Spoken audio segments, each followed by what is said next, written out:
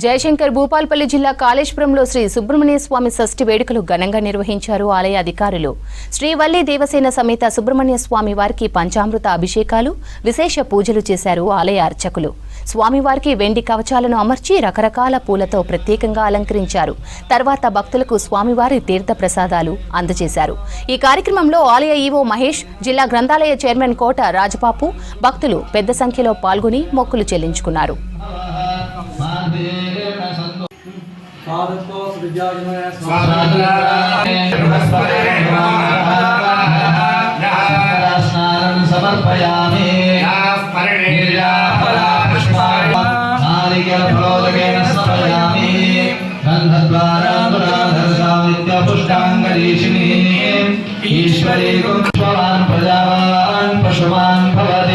चंद्रमा पुष्पम